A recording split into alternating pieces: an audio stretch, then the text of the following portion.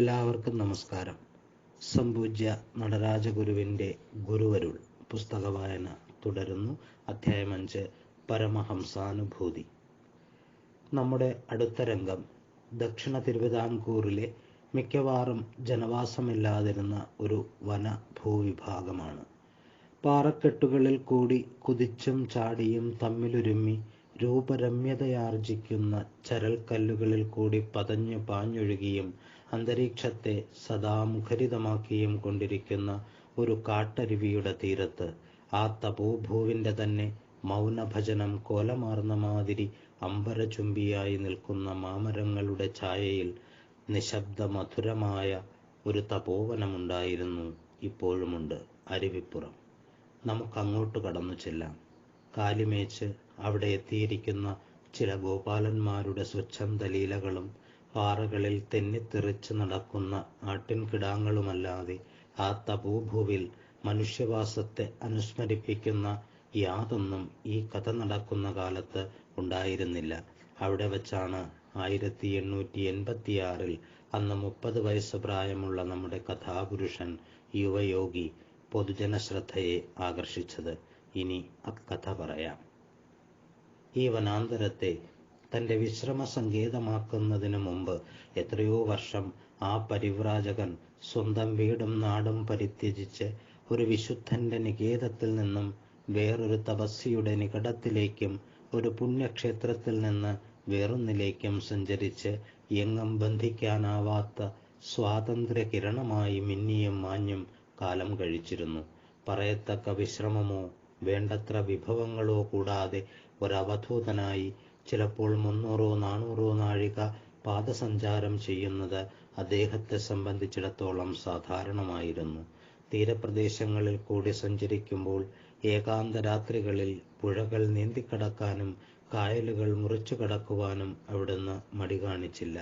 തൻ്റെ ഉള്ളിലുണർന്ന ജിജ്ഞാസയുടെ ദീപ്തനാളങ്ങളെ തടയുവാൻ ഒരു പ്രതിരോധ ശക്തിക്കും കഴിഞ്ഞില്ല. പിൽക്കാലത്ത് തന്നെ ആവേശപൂർവം ആരാധിച്ച അനേകായിരങ്ങൾ തിങ്ങിപ്പാർക്കുന്ന എത്രയോ സ്ഥലങ്ങളിൽ ആ മഹാനുഭാവൻ ആരാലും അറിയപ്പെടാത്തവനായി ശുദ്ധ പരദേശിയായി കടന്നു ചെന്ന് വല്ല വഴിയമ്പലങ്ങളിലെയും കരിങ്കൽ തറയിൽ തോർത്തു വിരിച്ച് അതിൽ കിടന്നുറങ്ങി കിഴക്ക് വെള്ള വീശും മുമ്പ് എണീറ്റു പോയിരിക്കുന്നു. അപ്പോഴെല്ലാം തൻ്റെ വടിയല്ലാതെ സഹചാരികളായി അവിടത്തേക്ക് ആരും തന്നെ ഉണ്ടായിരുന്നില്ല. ചിലപ്പോൾ ആ സത്യാന്വേഷി പൊതുനിരത്തിലുള്ള വല്ല പീഡികത്തിണ്ണയിലോ ജീർണിച്ചു പോയ വല്ല ക്ഷേത്രത്തിൻ്റെ മുറ്റത്തോ കത്തിക്കാളുന്ന ജഠരാഗ്നിയെ തിതിക്ഷ കൊണ്ട് മാത്രം സാന്ത്വനപ്പെടുത്തിക്കൊണ്ട് കിടന്നുറങ്ങും. മറ്റു ചിലപ്പോൾ ആകാശമധ്യത്തിൽ നിന്നുകൊണ്ട് തന്നെ നോക്കി മൗനമായി പുഞ്ചിരിക്കുന്ന നിശീഥിനിയെ അർത്ഥനിമീലിതമായ നേത്രങ്ങളാൽ വീക്ഷിക്കുകയോ അല്ലെങ്കിൽ ഇമകൾ മൂടി തൻ്റെ മൗന വീട്ടിൻ വിളക്കായി പ്രകാശിക്കുന്ന ജ്ഞാനച്ചന്തിയിൽ ഉള്ളമുരുകി മൗനപൂന്തേൻ നുകരുകയോ പതിവായിരുന്നു. വ്യവഹാരദൃഷ്ട്യാ സംഭവരഹിതമായിരുന്ന യോഗിയുടെ ജീവിതം അധികം അന്തർമുഖമായി സ്വാത്മമധുമാധുരി നുകരാൻ തുടങ്ങിയതോടുകൂടി അത് ചരാചരങ്ങളുടെ ഭാവപരതയിൽ നിന്ന് വളരെയേറെ അകന്നുപോയിരുന്നു. തൻ്റെ അന്വേഷണം ബാഹ്യവസ്തുക്കളെയോ പുറമേയുള്ളവരെയോ ആശ്രയിച്ചു നടത്തേണ്ടതായിരുന്നില്ല.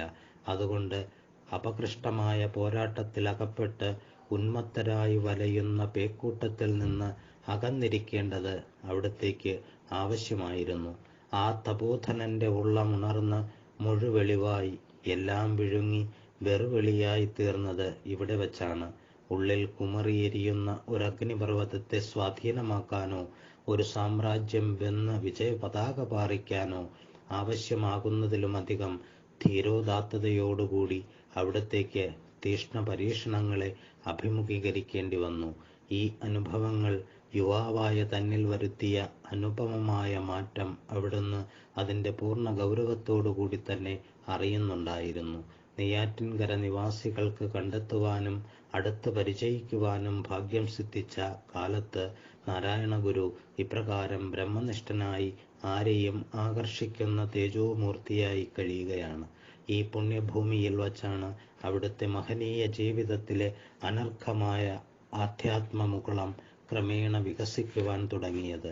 സുകർമ്മ വിധേയരായി ആ തപോവനത്തിൽ കൂടി കടന്നുപോയ ഓരോ ഗ്രാമീണനും ഗുരുവിൻ്റെ അസാധാരണത്വം കണ്ട് ചിന്തിക്കുവാൻ തുടങ്ങി, ഇതാരായിരിക്കും? എന്നും ആ യുവാവിനെ അവിടെ തന്നെ കാണുന്നുണ്ട്.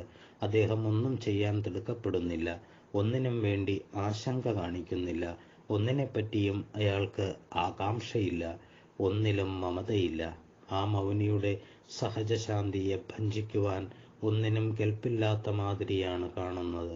മറ്റുള്ളവർ ഉറങ്ങിയും ഉണർന്നും ഭുജിച്ചും പുണർന്നും ദിനരാത്രങ്ങൾ തള്ളി നീക്കുമ്പോൾ ഈ സത്യദർശി മാത്രം നിദ്രാലസ്യങ്ങൾക്ക് വിധേയനാകാതെ എല്ലാറ്റിനെയും ഉറ്റുപാർത്തു നിൽക്കുന്ന ഒരു ദീപത്തെപ്പോലെ ഉള്ളിൽ ഉണർന്നവനായും എന്നാൽ ബാഹ്യവിഷയങ്ങളിലെല്ലാം വിമുഖനായും അവിടെ തന്നെ ഇരിക്കുന്നു. നിഗൂഢമായ ഏതോ രഹസ്യത്തിൽ അവിടുത്തെ ചിന്തകൾ അലിഞ്ഞുപോയിരിക്കാം. അങ്ങനെ ഒന്നൊന്നായി ദിവസങ്ങൾ കഴിഞ്ഞുപോയി. ഗ്രാമീണർക്ക് അവർ അധികം ജിജ്ഞാസുക്കളായതോടുകൂടി ഓരോ വിവരം ലഭിച്ചു തുടങ്ങി. ചിലർ ഈ വിശുദ്ധന് പാലും പഴവും കാഴ്ചയർപ്പിക്കുന്നുണ്ട്.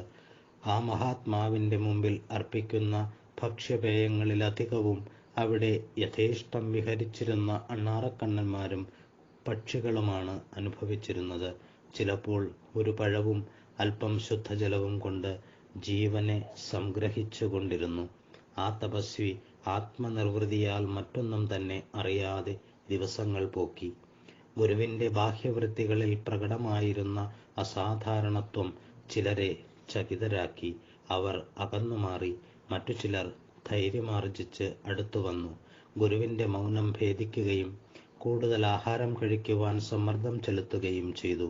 അവിടുത്തെ അല്പാഹാര നിഷ്ഠ കണ്ട് അമ്പരന്നുപോയ ഒരു വയോധിക മാതൃത്വം ഉണരുകയാൽ ബലം പ്രയോഗിച്ച് ഗുരുവിൻ്റെ വായിൽ ഉരുളകൾ കുത്തിച്ചിരുത്തി വയ്ക്കുവാൻ പോലും മുതിർന്നു. അടുക്കാൻ മനസ്സു വരാതിരുന്ന ഒരു വലിയ സംഘം ആളുകൾക്ക് അദ്ദേഹം ബുദ്ധിഭ്രംശം വന്ന ഒരാൾ മാത്രമായിരുന്നു. പാവപ്പെട്ട ഭക്തജനങ്ങളെ ചൂഷണം ചെയ്യുവാൻ കാത്തിരിക്കുന്ന ഒരു കപടവേഷധാരിയായിരിക്കുമെന്ന് നിരൂപിച്ചവരും കുറവല്ല. തിന്മയുടെയും അലസതയുടെയും മുകളിൽ വിശുദ്ധിയുടെ മറയും ചൂടി നടക്കുന്ന ഒരാളായിരിക്കാമെന്ന് ചിലർ സങ്കൽപ്പിച്ചു. ആരോടും യാതൊരു അനുഭാവവും ആവശ്യപ്പെടാതെ നിർമ്മമനായി അദ്ദേഹം ഇരുന്നതേയുള്ളുവെങ്കിലും തൽസന്നിധിയിലെത്തി പ്രകടമായി ആക്ഷേപിക്കുവാനും പുലഭ്യം പറയുവാനും അന്ന് ചിലർക്ക് തോന്നിയിരുന്നതാണ് അത്ഭുതം.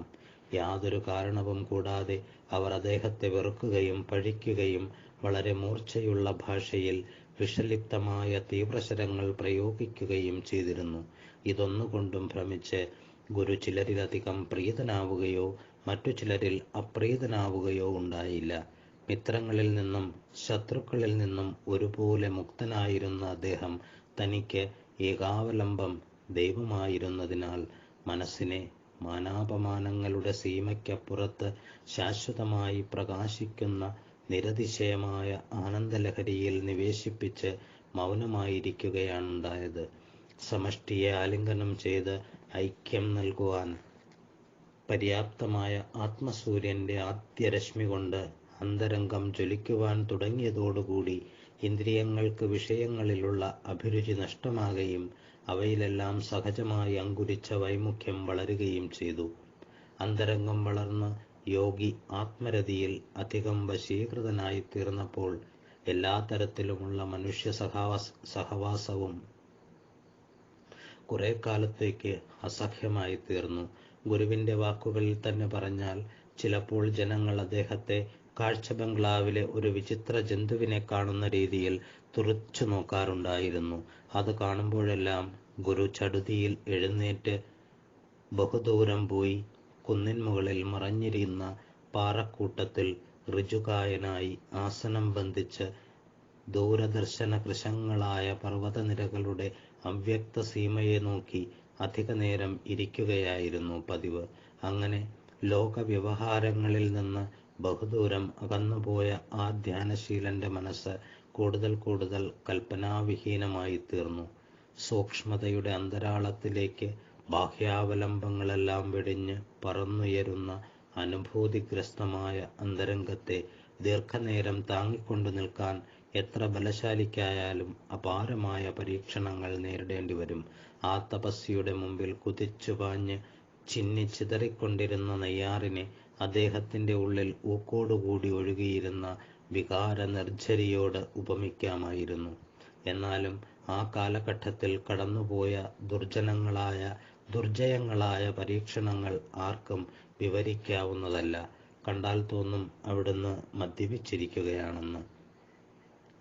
ജ്ഞാനച്ചെന്തിയുടെ ഉജ്ജ്വലനാളങ്ങൾ ഉള്ളിൽ ജ്വലിച്ചുയർന്നു. മൗനപ്പൂന്തിങ്കളെപ്പോലെ നിശബ്ദ ചവിയിൽ മുഴുകിയിരുന്ന അന്തരംഗം ഉരുകിയൊഴുകിയ അമൃതധാര ഒരു ദിവ്യഗീതകത്തിന്റെ സാന്ദ്രനാദമായി തന്റെ ചിദംബര ചക്രവാളത്തിൽ അലതല്ലുവാൻ തുടങ്ങി.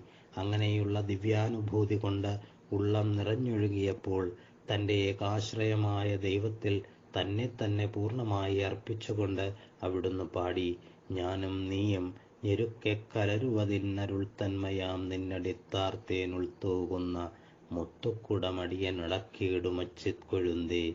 ദൈവം ആ ഭക്തോത്തമന്റെ ദൃഷ്ടിയിൽ അമോഘമായ ജ്ഞാനവെൺമുത്താണ്. തന്റെ കരളിലിരുന്ന് കളിച്ചിടുന്ന കോലവും വേറാരുമല്ല. ജ്ഞാതൃജ്ഞേയങ്ങൾ തമ്മിൽ പുണർന്ന് ഏകീഭാവം പൂണ്ടു നിന്ന ആ നിമിഷങ്ങളിൽ അവിടുന്ന് അഖണ്ഡാനുഭൂതിയിലെഴും തണ്ടാരിൽ വീണ് മധുവുണ്ടാരമിക്കുന്ന ഒരു വണ്ടായിത്തീർന്നു. അങ്ങനെ ഉള്ളിലുണർന്ന ഝങ്കാരം കേട്ടുണർന്ന മതിത്താമരത്തേൻ ഇനിമയോടാസ്വദിപ്പാൻ തനിക്കാരും കൂട്ടില്ലാതായി. തന്റെ മനോമൗന വീട്ടിൻ വിളക്കായി സ്വാത്മാവ് തന്നെ വെയിലും നിലാവും വിഴുങ്ങി കനലൊളി നടുവിൽ കാലുമൂന്നിപ്പിടിച്ച് മയിലിന്മേലാടുന്ന ഒരുണ്ണിയായി തീർന്നത്രേ. പച്ചപ്പൊന്മയിലിലേറി ചാഞ്ചാടുന്ന ആ ഓമനക്കുമാരൻ തന്റെ ഹൃദയനഭസിൽ തന്നെ സദാ വിഹരിക്കുന്നു. വാചാമഗോചരമായിരുന്നു ആ അനുഭൂതി. ആ ഗംഭീര നിർവൃതിയുടെ ഉജ്ജ്വല പ്രവാഹം ചിലപ്പോഴെല്ലാം മൗനഭേദനം ചെയ്ത് നാദഭൂവിൽ കടന്നുവന്ന് കവിതാ നിർജ്ജരികളായി ഒഴുകിയതാണ് ആദ്യകാല കൃതികളെന്നറിയപ്പെടുന്ന കീർത്തനാവലികൾ. അക്കാലത്ത് ഗുരുവിനുണ്ടായിരുന്ന ആന്തരിക ദർശനത്തിന്റെ നിരുപമമായ അനുഭവത്തിന്റെ ചില സൂചനകൾ നമുക്ക് ഈ കൃതികളിൽ കാണാൻ കഴിയുന്നുണ്ട്. ഇതിന്റെ ബാക്കി അടുത്ത ദിവസം. നമസ്തേ.